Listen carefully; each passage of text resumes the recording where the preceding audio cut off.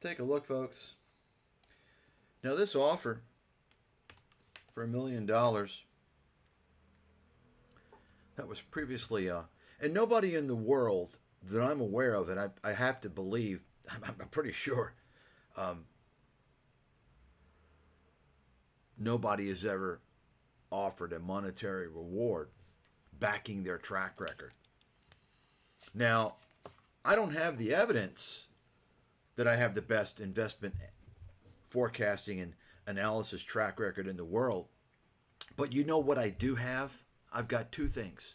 Well, I've got a few things, but I'm not going to, brag, but I've got two things. I've got balls of fucking titanium, and I have a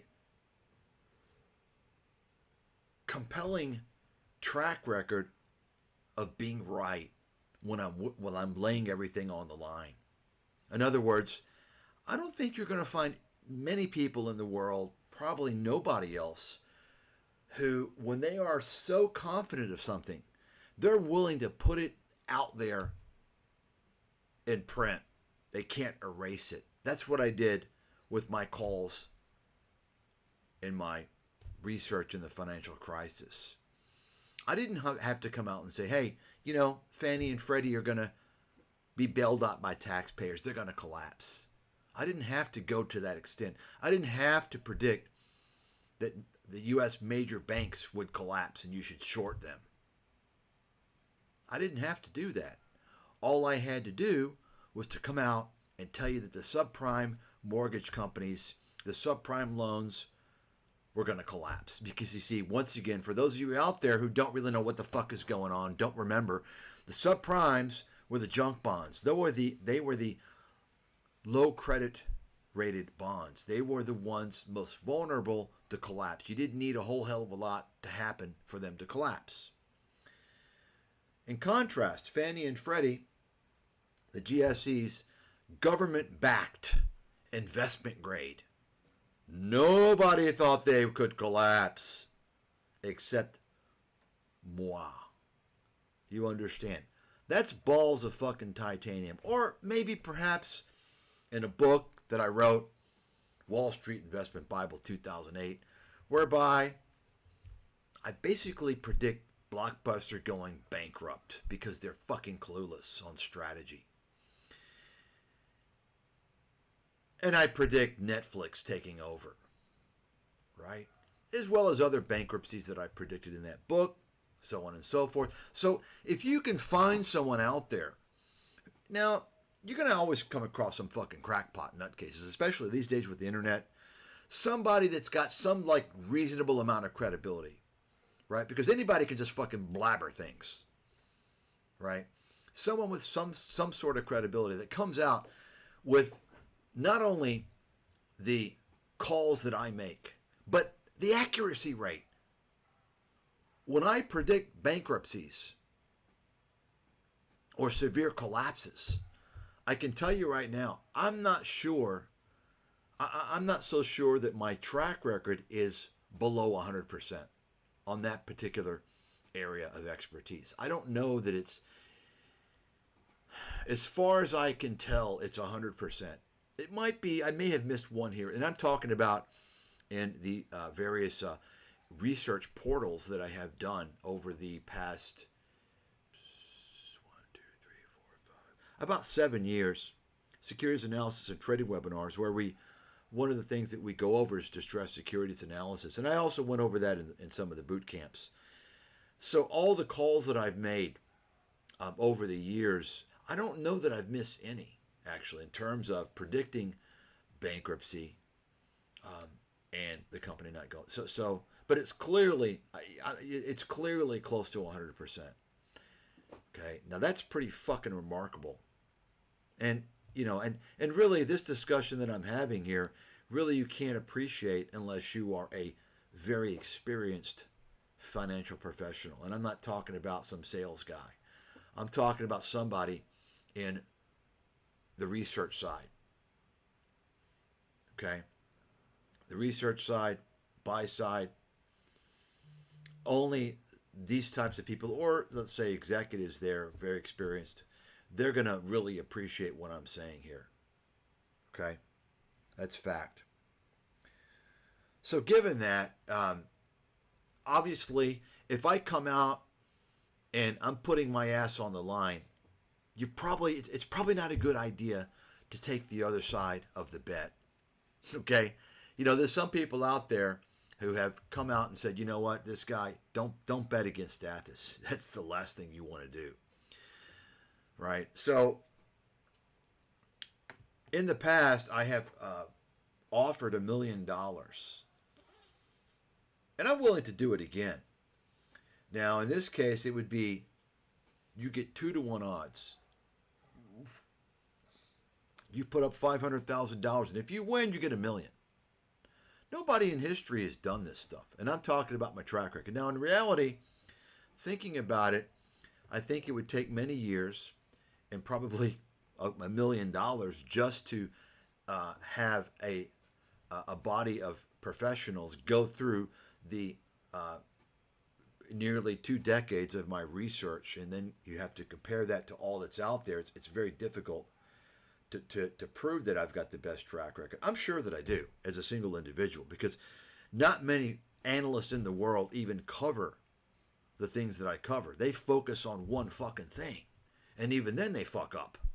Okay? I cover just about everything. Okay? I'm a broad-based qualitative analyst, and I'm damn fucking good. I'm the best in the world. But let's keep it simple here. I'm going to make it simple. So for the better part of 15 years, I came out and have said, look, if you can find somebody, you don't have to be that person. If you can find anybody who, and you can prove, and this would be held to a third party that would go through and analyze this. You can prove someone has a verified, published track record on the 2008 financial crisis that's better than my verified, published track record. I will give you $50,000. Okay? That's been long-standing. I have had not a single entry ever. Okay? Now, what's important about that is now with AI, it gives people the ability to understand better, quicker, more efficiently what is out there in the universe with regards to those who have claimed to have predicted the financial crisis, the details, the verification, right? The specifics. Because the media is going to tell you a lot of things. AI is going to search for what's out on the internet. It's even going to search for fucking stupid areas like fucking Reddit and reviews, book reviews, and just stupid shit like that. This is why you have to understand how to use AI, or you're just going to, and you also have to understand kind of the answer already. You have to know the truth already. Otherwise, you can't challenge the AI assistant sufficiently. You can't accept what it's saying. You have to understand. AI is actually good for somebody like me, right? A world-class analyst who wants to use it to cut down on the time that I would be researching. I can quickly find things I already know the answer to, and I already know what's going on. So for me, it can be a good tool if I decide to use it. But for most people, it's very dangerous, I think. And what I'm going to show you here, I'm going to give you an example because, and I'll get back to the $1 million here shortly, but we're going to go over and I'm going to show you live what you have to do. In my case, let's say, to have a AI assistant analyze my track record, well, you can't just ask about me. There's virtually nothing out there on me. They're going to go by the people who had the most media coverage. See, this addresses, of course, once again, the impact of being banned by the media. Okay, so I have to actually input excerpts from my book, and even I'll do articles as well that have been verified and timestamped because they've been published elsewhere on the financial crisis, and you're going to see it live. Okay, and you're going to see how you challenge it. Now, I'm not going to go through Grok. Grok is Grok is, you have to challenge it a lot. And I'll talk about that a little bit later. I've kind of since changed my mind a little bit. I've used Chat GPT a little bit more now. And,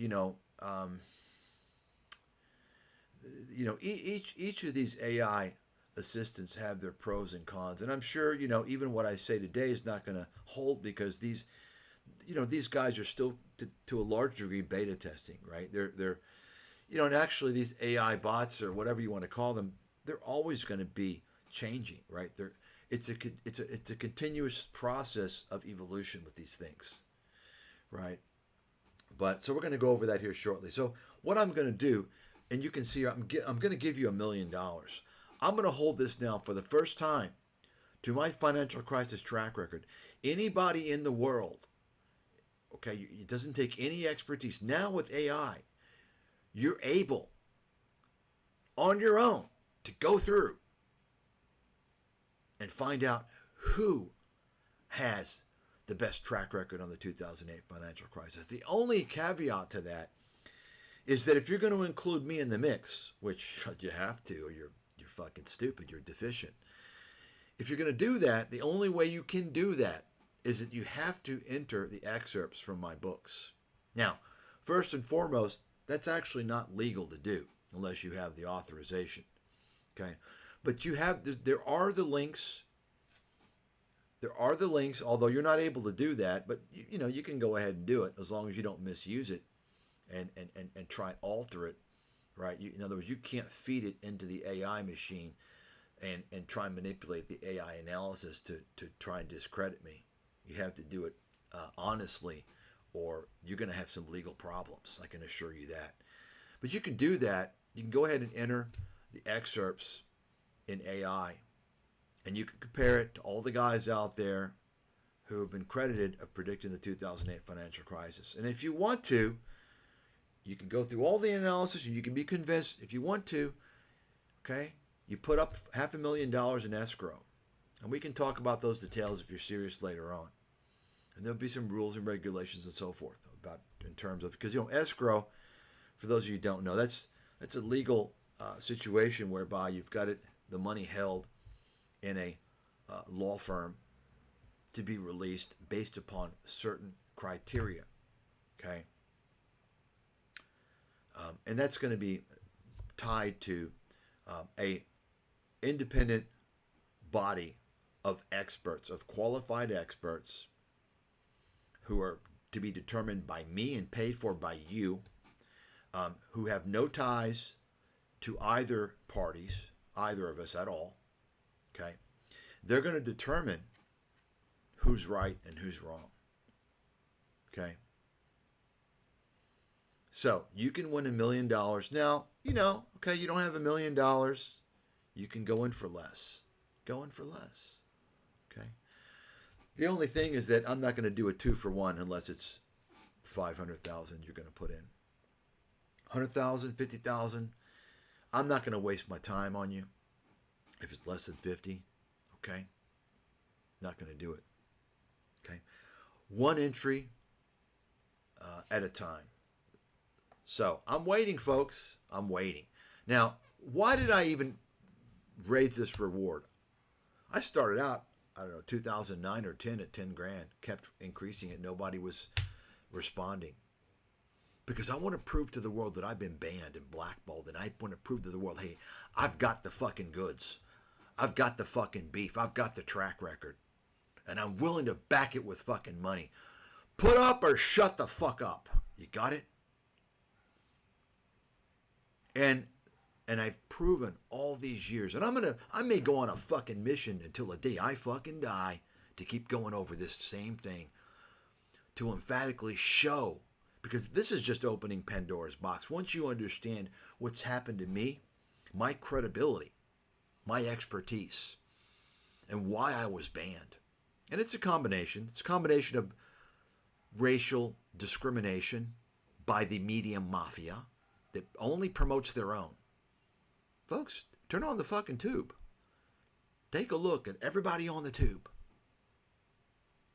Aside from the occasional minority. Okay? It's a privilege, and it's not fucking white privilege. Take a look on everything. Everything relevant is controlled by the same group of people. This is nothing that's new. It's been going on for a long time. It's just that if you don't realize it, it's because you haven't had your eyes open. I didn't realize it 20 years ago. I was fucking clueless. I was in a situation whereby I went to an Ivy League university. I kid you not. I'm not even joking. Let me tell you a little story here.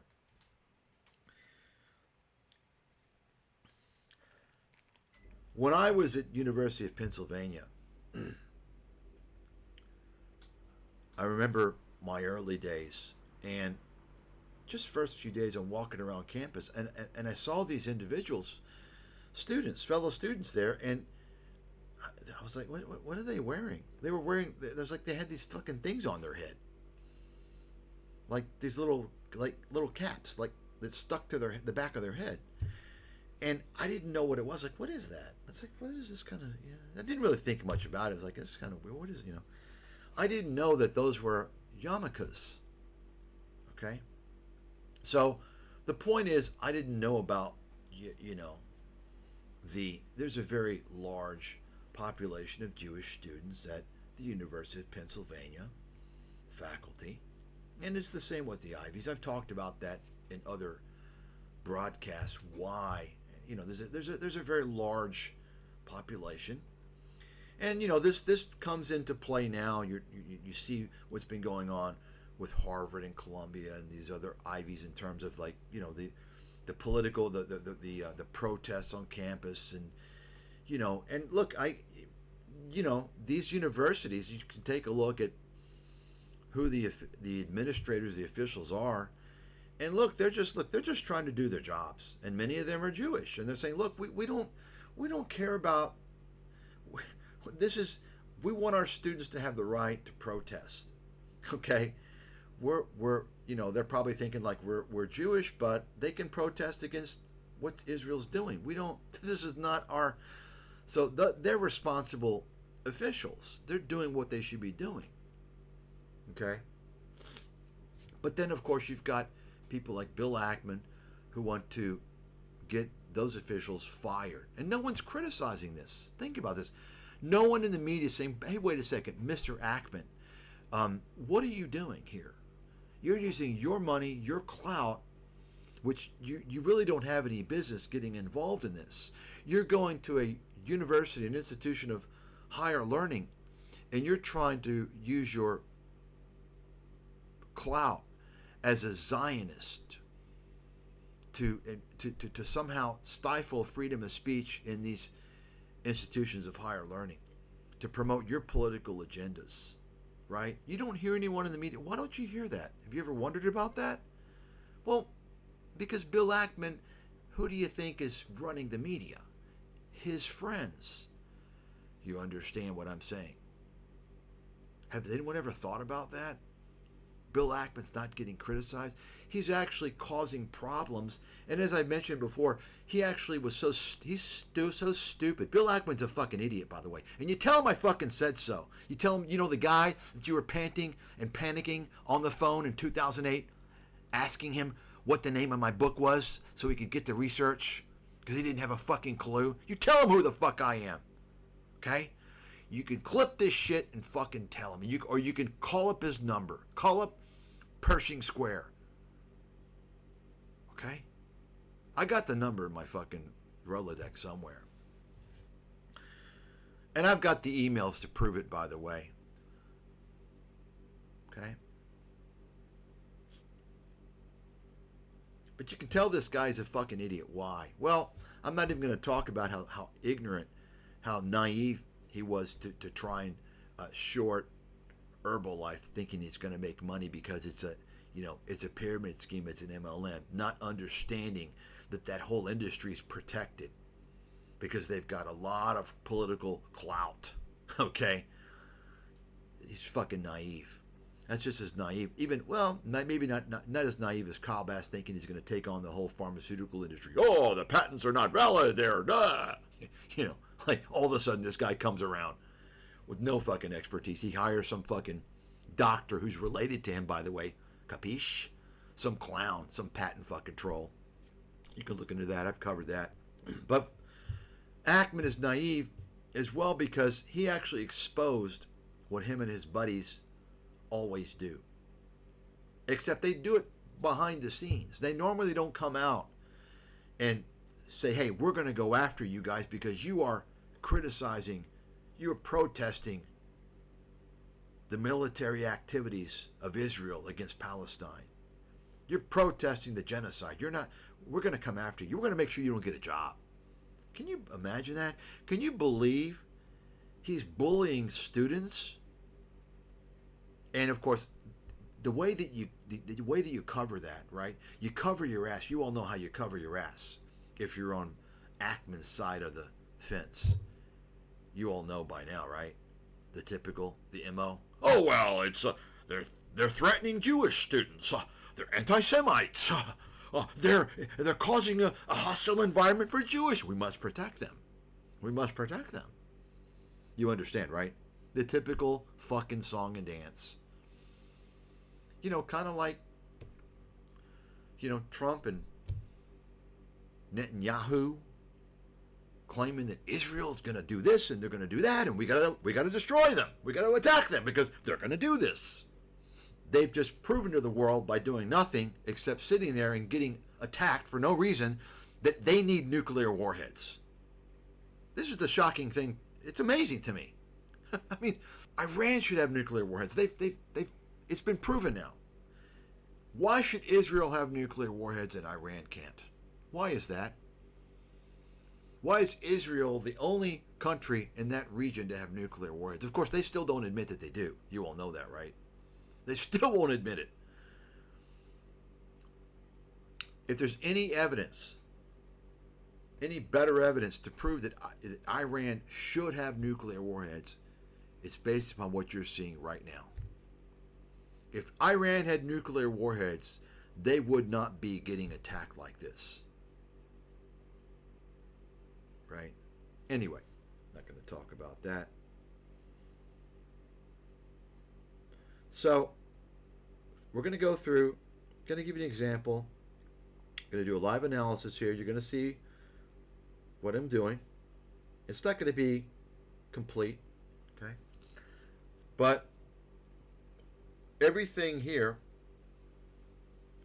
is public.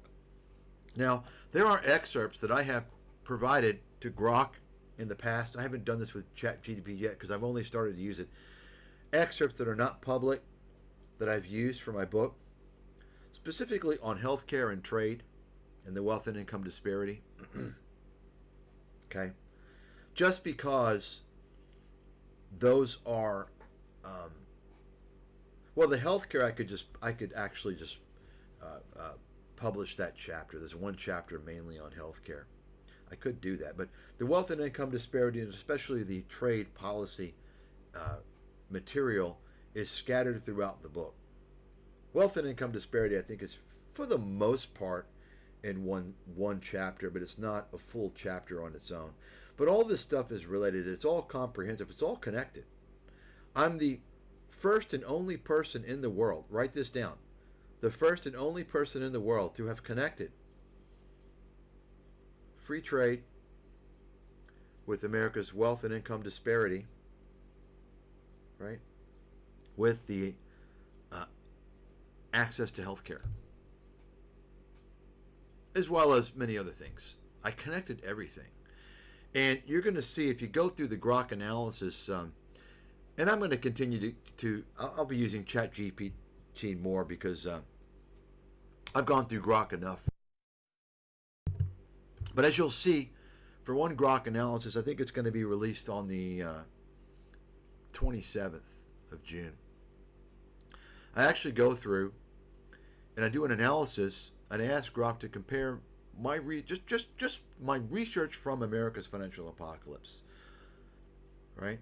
And I go through different categories to compare me, my stance, where I stand among the world's leading healthcare experts, based upon the material that I wrote in that book 20 years ago. Not even including the full book that I wrote on healthcare in 2009, or any other things that I've done. I've also included, a section on comparing me with the world's leading experts on trade policy, on economic analysis, on the wealth and income disparity. And guess what? I am right up there with the best, if not the best. That's right, from that one book. Okay? Tell me I should not be highlighted. I'm still banned by the media. You guys need to contact people. You guys need to write stuff. You need to post this shit online. It's all factual, and I'm going to show you now. And anybody out there, folks, if anyone out there now, because we've got AI and we've got the excerpts, there's sufficient excerpts from my books, from my material, to show that I'm the leading expert on the 2008 financial crisis. And if I'm the leading expert on that, which I am, I don't even need to be the leading expert, simply for the fact that I predicted it. Don't you think I've got a shitload of credibility? Yeah, I do. But I'm the top guy.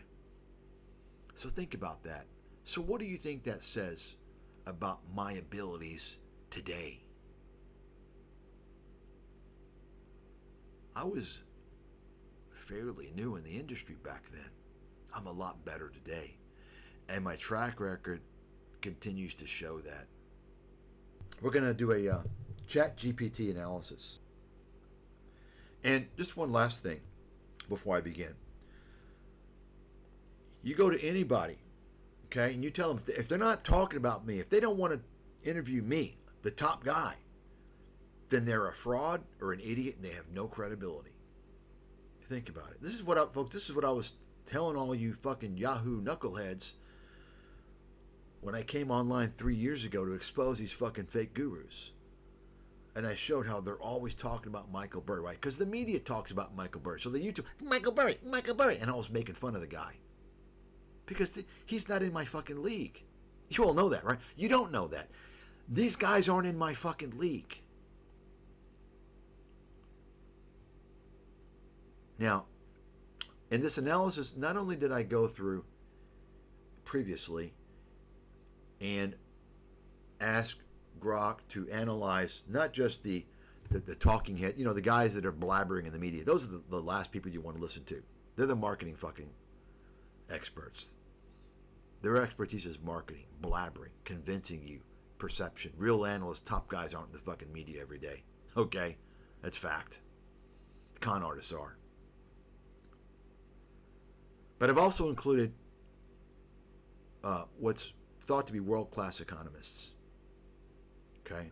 And in fact, on the issues, and you'll see this if you check out the Grok analysis on June 27th, it'll be published, for the wealth and income disparity, that particular topic,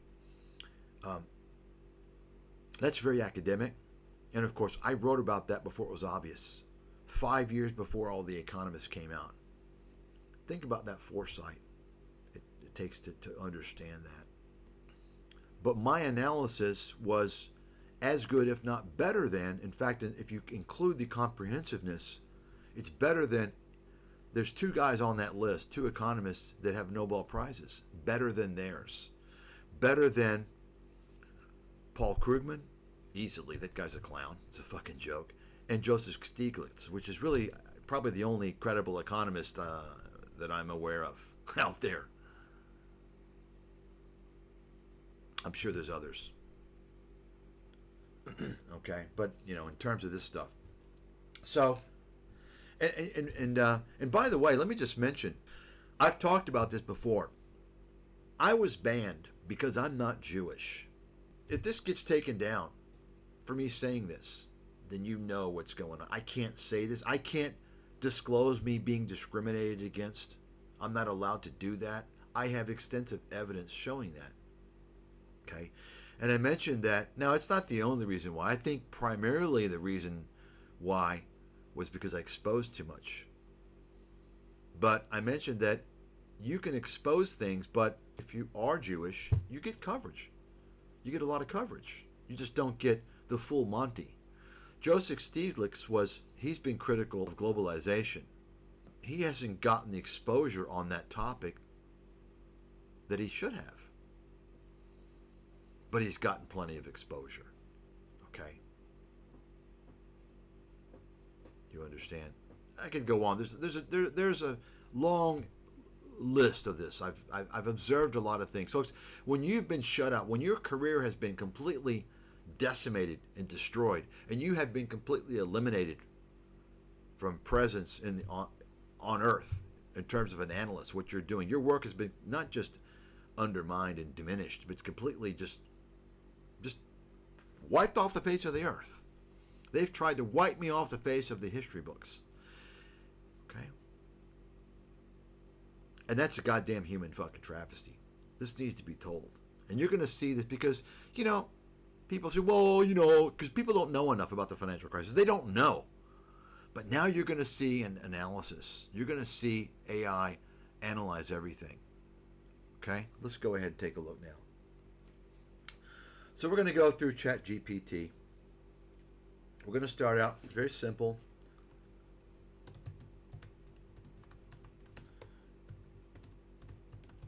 Now, I'm not going to be on this list.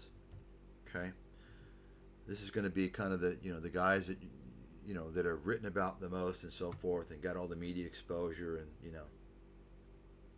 Michael Burry, Peter Schiff. And if you do different queries of this, even using the same AI assistant, you're going to get sometimes different entries. Okay, so you can see, I think this is using my history.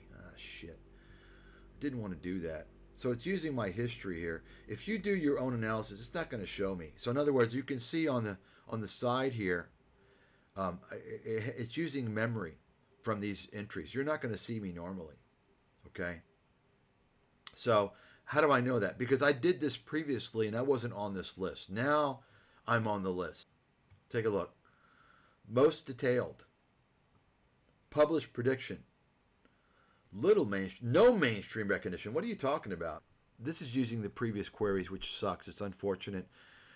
I could delete these, but I don't want to do that because I've spent time going through them. If I deleted these, and you can try it yourself, just go through and type in who predicted, and you're going to have probably everybody on here except for me. And then what you do is you say, well, what about Mike Stathis? And then it will acknowledge that I did predict it, but it won't have as much specifics. That's when you enter in the links. Okay?